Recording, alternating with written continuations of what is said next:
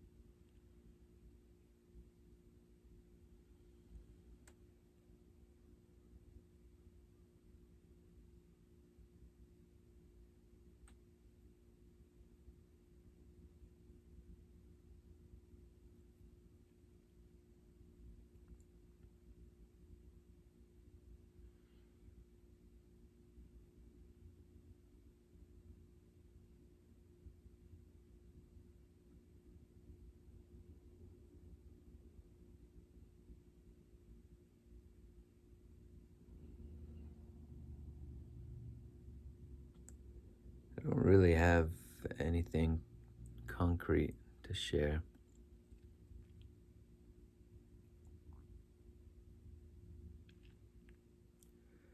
Feeling kind of free, kind of light.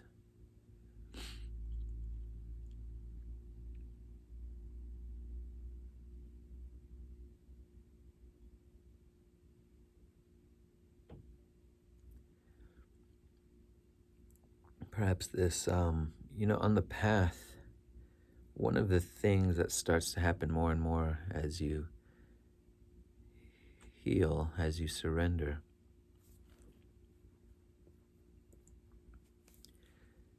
uh, painful things, painful things start to surface in your mind, in your consciousness, in your body.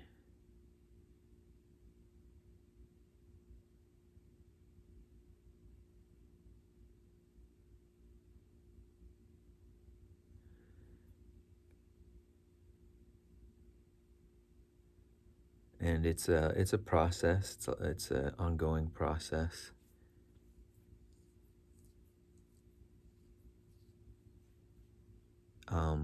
But there's a way in which you can orient towards that surfacing of pain. There's a way in which you change your relationship to the arising of a painful, you could say suppressed or split off or wounded part of yourself.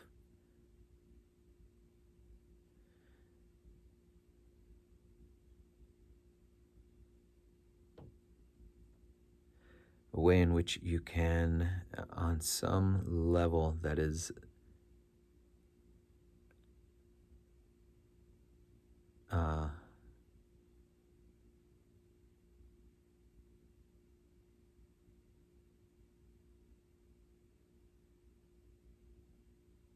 there's a way in which on some level you can start to welcome those things as they arise. Now, it's not really what many of us probably sign up for when you start meditating or things like that, because the sales pitch on meditation is quiet your mind, you find peace. We're doing this to find some peace amidst the storm. And that's not entirely wrong. It's also not entirely accurate, because there are ways in which you can, like, I remember starting out meditation. Well, I don't know if I want to go down that road.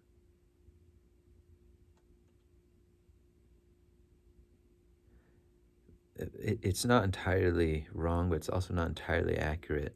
the kind of peace pitch on meditation, and even that word I hesitate to invest too much into, or to I hesitate to even use, is really what we're talking about is surrender. And surrender is surrender. It's not a technique as such. In a sense, it's the stopping of technique. It's the stopping of any kind of directional anything. How do you do it? You don't. You stop. You just stop. And there is a peace there, because it's like the nervous system is very sensitive, exquisitely so. And if there's any sort of intentionality in the psyche, in the spirit and the mind, on any level, it's going to be reflected in the nervous system, because the nervous system is part of that apparatus which is engaged when there's some sort of direction given to the being, to the body, to the spirit. Part of how that stuff is carried out in the world is, the nervous system plays a role in all of that. Musculature,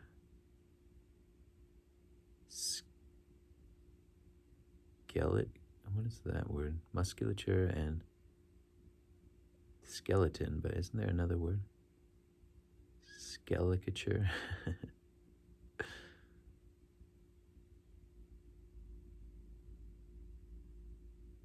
Skeleture.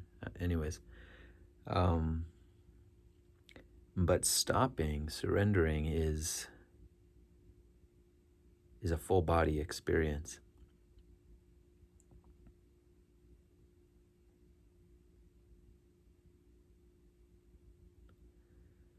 And doing that, it's almost like there's an animalistic or primal fear about that, because then you're vulnerable.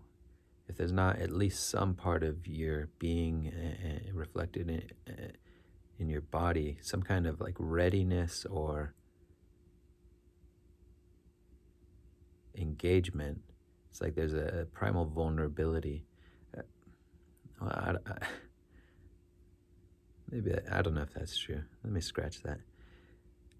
But there's a relaxation. I guess that was the point I was trying to make, of the total surrender, because it's like finally everything, your body, your nervous system, everything is just totally at rest. And so it's good to do it in a safe place, obviously. Find a place away from the world, safe place, comfortable place where you can totally surrender your body.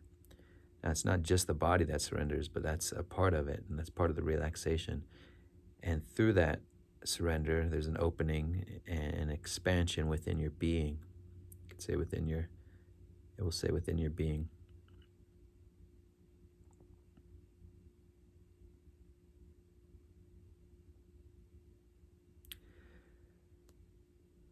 But what happens once at that point, a total stop, and progressively so on the path, and with peak moments, it seems, or let's just say progressively so on the path, what happens is, in that stoppage, in that surrender, there's all these energetic patterns. There's this inner momentum that we're sort of, that seeing this opening, they start to surface. It's like, seeing this opening, they start to surface.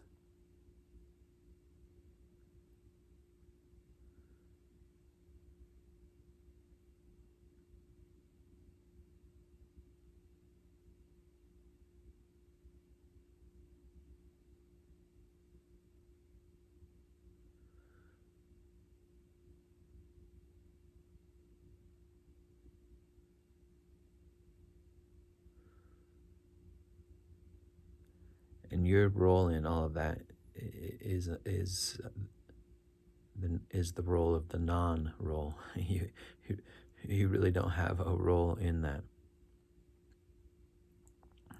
other than, again, surrender, just the stoppage. But in a sense, one way to express, I'm trying to be really precise with language here, but let me just get a little bit, I don't know if it's metaphorical, or none of this is totally accurate, but in a sense, you could say that there's kind of an attachment or an identification with some of these deeper, with some of this wounded material that starts to surface. And so before you know it, you are in the midst of a painful memory. For me, I can say, and I don't see why this wouldn't be somewhat universal, but I'm sure there's variations here, but there's usually an image, you could say a memory, but just to be more specific about what the actual experience is, there's usually an image of a place, often, or kind of a time period, but it'll be embodied in a certain image, for me, it's often a location, like a house or a place, like a street within the city.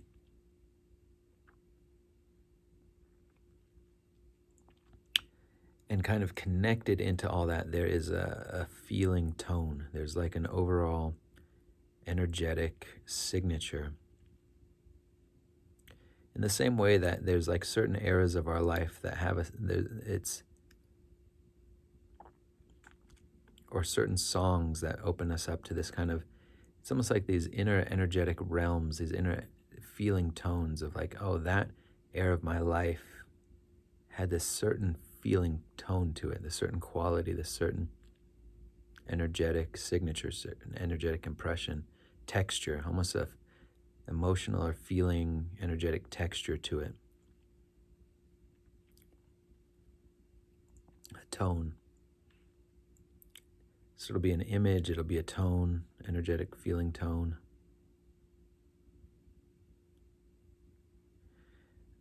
And you'll find yourself in it, and that's a good moment to check back in with the surrender. Am I totally relaxed here, as best as I'm able? Some of this stuff, it borders into unconsciousness. It borders into, and that's really the process here. You're bringing forward unconscious material, but in that borderland, you'll notice some of the reactions you're having internally are not, it's not like you're not choosing. You'll notice, oh shoot, I'm contracted again, or my muscles are kind of tense here, and it's important not to feel guilty about any of that. The guilt doesn't really factor into this process. You just notice it, and it happens so quickly. Now, it doesn't stay unconscious because at that point you have the ability to, again, to the best of your ability, just let go and to allow. That there's a bigger spaciousness there, in a sense, you could say. Well, let me not say that right now. Scratch that.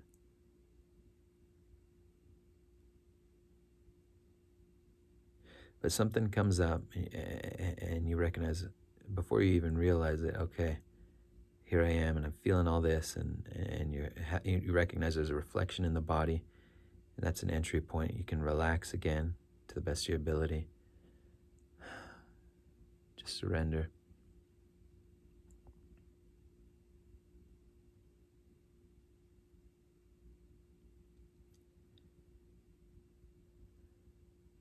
And it becomes, at a certain point, the more you work with it, a very moment-to-moment feeling of total surrender. And it's wild, the process of how something unconscious crowds the screen. And you hear this term identification. For some reason, I'm hesitating to use that, but the more and more you get into it, the more and more just in the moment as it's happening, you just continue to surrender. It's almost like refreshing this. I hate using computer analogies too. But yeah, in a sense, well, I'm not even going to say that, but it becomes more moment to moment, just like, falling back, surrendering, surrendering, surrendering, surrendering, as this stuff comes up. And the more you do it, the more it comes to the surface.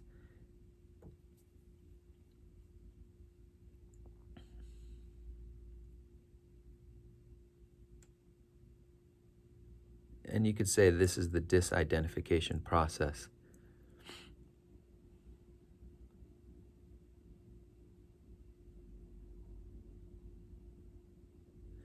Now, it doesn't feel good in a certain way. No, these are painful experiences and kind of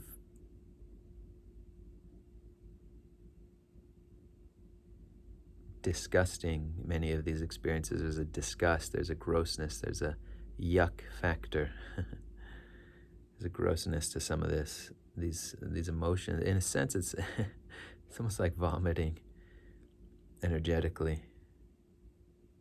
You're purging on one level.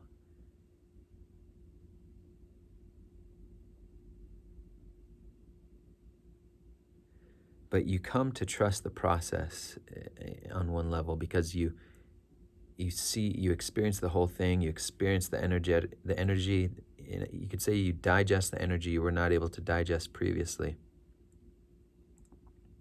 through your surrender, through the commitment of whatever it takes. I'm willing to feel this. I'm willing to have this, let this move.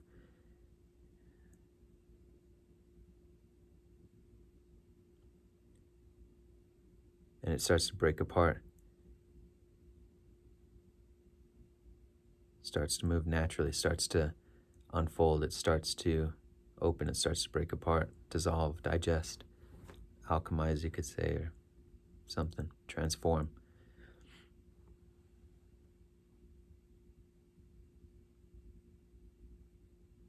There's all kinds of words I don't like using. It's because it's like, I don't know. Anyways, and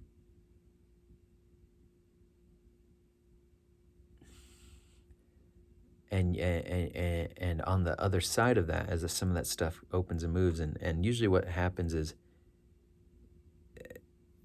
you'll figure out naturally the best way to let this stuff move.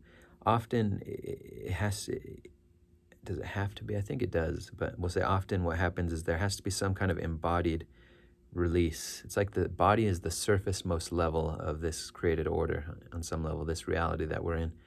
And so in order for the bubbles to come up and to break through the surface and to diffuse, it's almost like they have to break through the body. It's kind of like that. Hold that one lightly. But what that embodied release looks like is fully feeling it. It's like feeling it without labels, fully at the level of the body, experiencing that energy rumble through you. And tears, crying, I say this a lot, crying is really one way that it can release. Sometimes just holding yourself, it's like letting the body do what it didn't have the chance to do in that moment. It's almost like reliving it and giving yourself the full capacity, the full permission to emote and to experience, and the body is part of that. It's how we release, shaking it off through the nervous system. So yeah, I mean, there's different ways that it could show up and different layers too sometimes, but crying, screaming, sometimes like when I'm driving especially, I can have something come up, and in that relatively insulated, protected space within the car, I'll just let out, as primally as I can, as powerfully as I can, from the bowels of my soul, of my spirit, whatever. Just let it fucking rip, yelling. Shaking can be you can have these like primal expressions of rage, of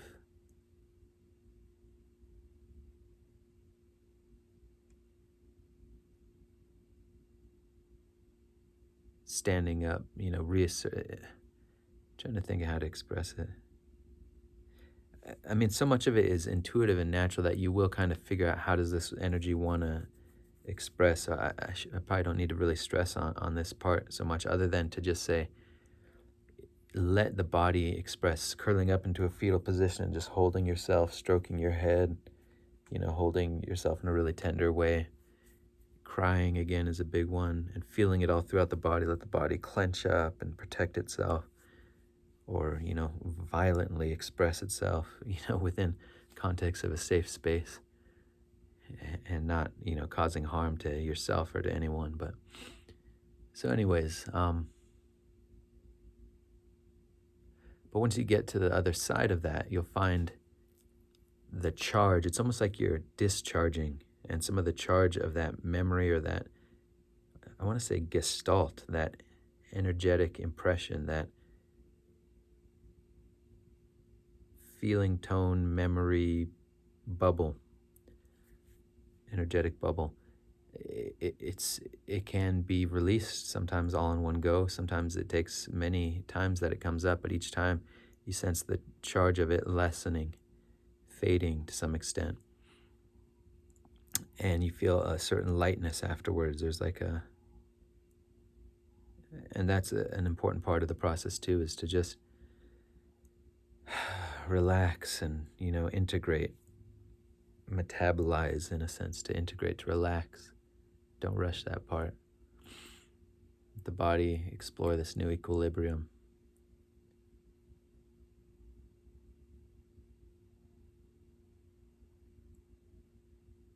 Sometimes there's words that come up as something that's releasing, apologizing. I'm so sorry I did this, apologizing to somebody, or, let whatever wants to be expressed, let that come up. Let those words come out. Let those feelings come out, let the energy, the body move. All of that stuff is good. Just let it be natural, really.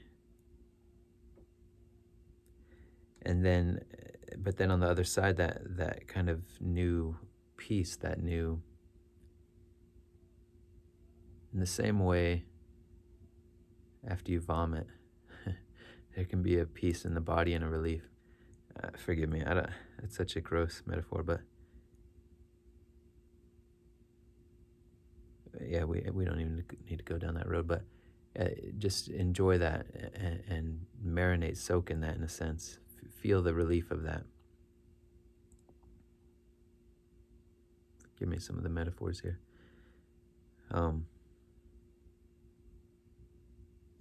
But there can be a trust that comes online, the more you do this process, having gotten to the other side of increasingly. And sometimes, maybe there seems to be some kind of an intuitive intelligence here of like,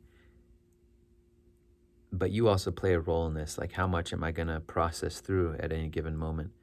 And kind of trust that you don't want to overdo it, overburden it, and start small, just have little victories. Okay, that difficult memory from 10 years ago, or 10 minutes ago, 10 days ago, whatever, came up, and, maybe it was a 2 out of 10 on how difficult something can be, how traumatic, how intense something can be, but I was able to process through that, and I feel some levity, I feel some freedom from it, some space around it. I've dissolved some of that. I celebrate those victories, and you build a capacity that way. And you'll overdo it sometimes, but you use all of that as data. It's all feedback. It's all, good feedback for your system and for your own intuitive intelligence of how much can be processed. And that capacity definitely grows over time as the trust. It's all, of a piece. It's like the capacity and the trust, and, the patience, all that stuff grows the more you kind of give yourself permission to let stuff surface and to surrender.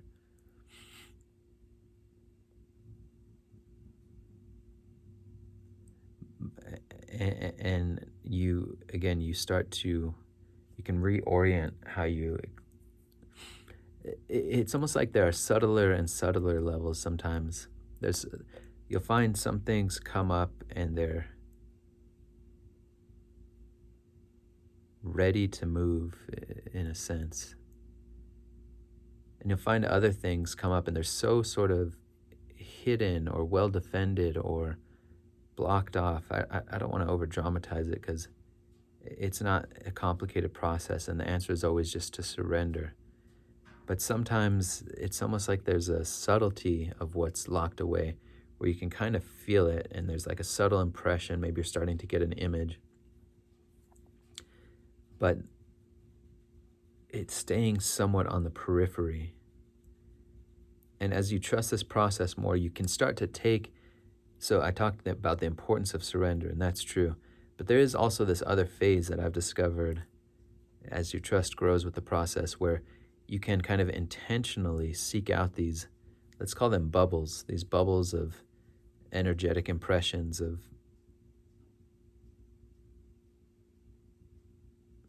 almost like the psychic or energetic equivalent of knots in the muscle. It's like you've got these kind of nodes, these knots in consciousness, something like that.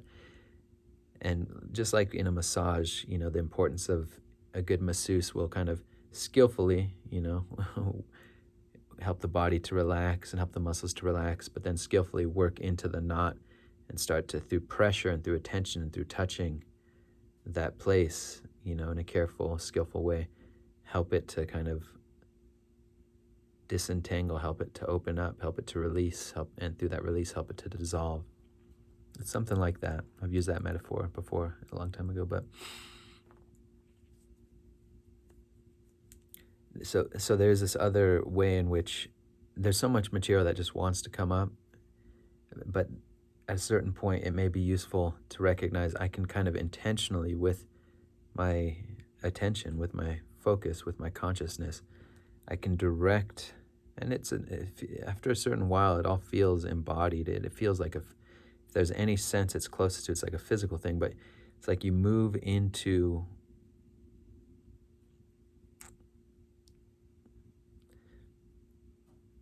let's say there's just kind of on the periphery of consciousness, there's something there that you feel kind of a gross feeling, or, you realize this is something that's kind of stuck energetically or would like to be healed. You'd like to bring some light to it, some consciousness to it. For me, images is kind of one of the key access points. Again, it'll be an image of a certain time, a certain place, often a certain location, and kind of the fearful or lonely or disgusting or difficult, whatever the emotion is, that feeling tone, that energetic tone that's kind of wrapped up with that image. But I can go there, I can go into the image or kind of summon it forth. And through this kind of direct entrainment on or focus on that image, it's almost like if this were a balloon or, again, a bubble. The image, it's not exactly like this because it's all kind of intertwined, but it's almost like the image would be like the balloon itself, and the air inside is kind of the stale air that needs to be transmuted, needs to be released. But you can kind of penetrate with your awareness into the image and access the deeper level. See, the image, one way of thinking about it is the images, the words, the story is relatively more superficial, and the transmutation happens at the energetic level. And so you kind of penetrate with your awareness into that bubble. And the moment you're touching into just the pure, I almost want to say vibratory experience, the raw data of the experience of the, let's say we're calling it disgust or sorrow or whatever. Well, there is a texture energetically to that, shorn of the label, free of the label. The label might be helpful to point to it and to kind of help you to orient, and, okay, this is loneliness. But there's an energetic quality to it, a texture, again, tone. And if you can just purely, I think I want to say phenomenologically, but just in a direct way, touch into what is that experience. And you could say, in a sense, merge your consciousness with it, such that there's no separation. You can almost feel it in your body. It's like this energetic wave, this energetic plane or field, this energetic wave that starts to open up and starts to release. And in a way, that's a more active form of doing this process, where you can find stuff. There's other ways of doing this too. You can kind of elicit or evoke through certain questions. I think there's certain modalities that work with that, evoking certain questions that bring stuff up to the surface so that they can be metabolized. But I find, for me at least, the more kinesthetic, is that the right word? The more embodied, the more direct, the more, in other words, it's not really an analytical process. I think that's relatively superficial.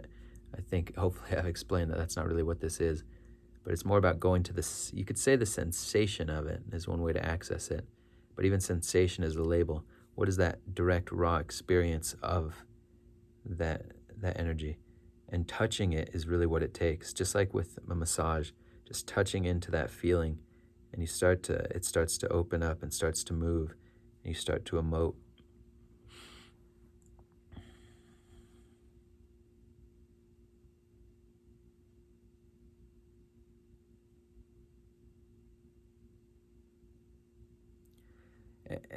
And these are all good. This is all good terrain for sort of inquiry too, in a sense of what is the substance. In the same way that inquiry, that kind of fundamental spiritual question of who am I, reorients you inwardly. What is the experience of I? Is there an I? Is there a center? And I seem to be finding something there, but what is it? It's not. It's not a word. It doesn't seem to be exactly an image. Or if there is an image, is there something deeper that that's pointing to? But in consciousness, it's like you focus your attention on that. Let's say an image is arising and it's scary and you've got this feeling coming up, foreboding, whatever. Can I touch directly into, it's almost like the pixels. Can I go into the pixels of this image? What is the substance? What is the, it's almost like you're saying, the question, who am I? But towards that image, who are you? But not verbally, in direct experience. What is this image actually in consciousness? And when you go close enough to it, you're investigating, you're inquiring, who are you? What are you? All of a sudden, it's like this pixelated light, and it can start to break apart just through direct focus on it, almost like a mirage or something, or like a laser on ice. It starts to dissolve. And then you go to the next layer. Loneliness, who are you? What is the energetic experience? You keep going layer by layer, and it's not, once you get a hang of this, once you have more experience, it's a much quicker, doesn't have to take a long time. You don't rush it, but eventually you get some facility with this. And so it's this kind of penetrating inward gaze, in a sense, or inward focus, where you're just going in and seeing, is there a substance here? And the closer you get, the more you're in contact with it. Tears, the fear, the pain, the energy, the images, you find you can see through it almost. It becomes transparent over time, and just with focus on it. Okay, here's something that seems solid. Is it solid? Let me see. Let me just look at it. It's kind of energetic quality I'm noticing. Kind of a density, kind of a tingling, but let me get closer to that. Let me not stop at the word tingling or density. Let me go into that experience. And you start to find there's a space you can find. I mean, do the investigation for yourself. Don't take my word on it, but. So it's like you're bringing light into there. You're bringing space into it. You're bringing attention, awareness. You're touching. You could say love in a sense, but you're bringing light into it.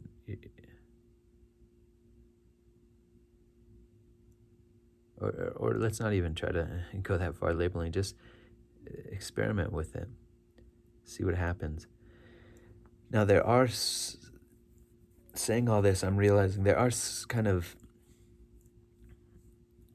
I think that's probably the most direct way I can point to how this process works. And let me tie up one other loose end real quick, which is you can start to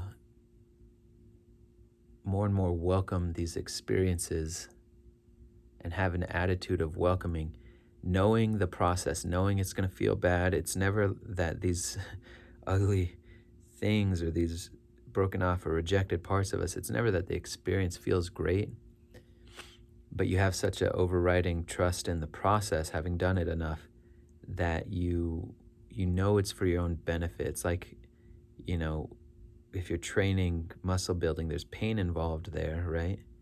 But because you're choosing to do it, and you've seen that it is health inducing or leads into something good, you kind of recontextualize the momentary pain, or you see it as a good thing in a sense. It's something like that. Maybe I'm not expressing that totally right, but and that in its own way has the side effect of allowing more stuff to come up. It's like, whoa, whoa, whoa. This really hurtful, painful place that I never thought I could go there again. Slowly, slowly, some of that stuff starts to come up,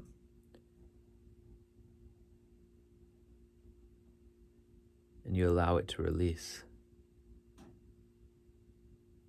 You touch into its true nature, into its substance, to the depths of what's there.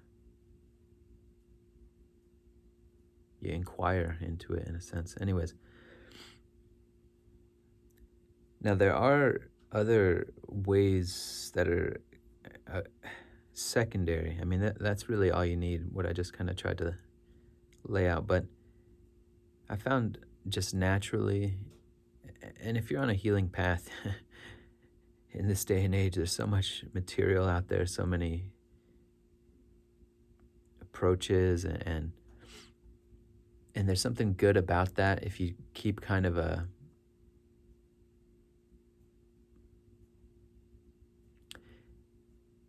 almost want to say a spiritual expeditionary perspective, that don't get fixated anywhere